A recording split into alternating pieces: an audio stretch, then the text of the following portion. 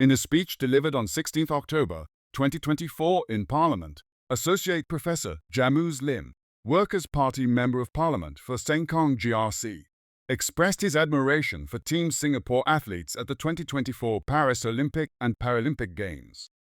During the motion titled Olympic and Paralympic Achievements, Lim particularly acknowledged medallists Jeralyn Tan, Maximilian Maeder, and Yip Pin Xiu for their outstanding performances and achievements. Associate Professor Lim began by extending his appreciation to all national athletes, stating that their dedication and sacrifices, whether they secured a medal or not, exemplified their passion and commitment to the nation. He noted the extraordinary efforts of Jeralyn Tan, who secured a medal in boccia at the Paralympics, Maximilian Maeder, who became Singapore's youngest Olympic medalist in kitefoiling, and Yip Pin Xiu, who continued her dominance in the pool by winning 2 gold medals in backstroke events. Despite these commendations, Associate Professor Lim raised questions about the disparity in the monetary rewards offered to Olympians and Paralympians in Singapore.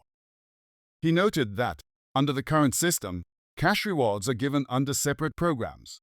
The Major Games Award for Olympians, managed by the Singapore National Olympic Council, and the Athletes' Achievement Awards for Paralympians, overseen by the Singapore National Paralympic Council. Associate Professor Lim highlighted that these rewards are funded by the Tote Board, a government agency, leading him to question why the government has not taken steps to ensure parity between the two.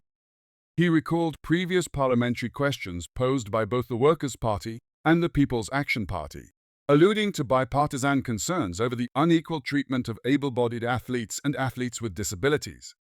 Associate Professor Lim argued that, while the SNOC and SNPC are technically non-governmental organizations, their close ties to the government through sponsorship and council membership, some of which involve current and former ministers, suggest that the government can exercise influence over the award structures.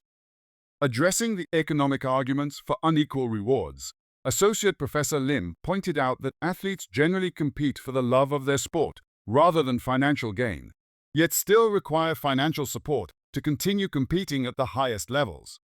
He argued that monetary rewards, though secondary to passion, play a crucial role in allowing athletes to sustain their careers, especially during periods where success may be uncertain. Associate Professor Lim also refuted arguments that Paralympians should receive smaller rewards because their competitions are less popular or have fewer participants. He equated this reasoning to arguing that athletes in less popular sports like sepak takraw or silat should receive smaller rewards compared to footballers. In his view, such distinctions undermine the value of diverse sporting disciplines and achievements.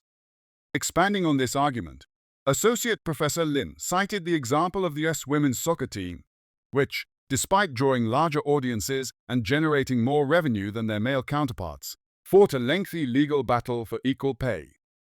Similarly, he pointed to the case of athletes in the billion-dollar NCAA leagues in the US, who receive limited compensation despite the vast revenues their performances generate. He concluded his economic analysis by stating that the market dynamics of supply and demand do not justify the current disparity in rewards for Olympians and Paralympians. Rather, the issue should be viewed through a moral lens. According to Associate Professor Lim, Paralympians deserve equal recognition for competing at the highest levels, regardless of their classification or the number of competitors in their categories.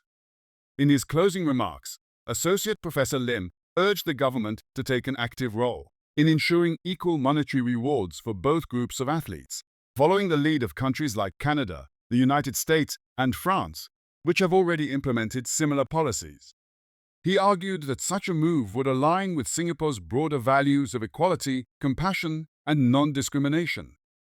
Associate Professor Lim's call to action was framed within the context of broader societal goals, with the Workers' Party having long advocated for equal opportunities for all Singaporeans. He concluded by stating that recognizing the achievements of all athletes equally through financial rewards would be a significant step towards fostering a more inclusive and equitable society.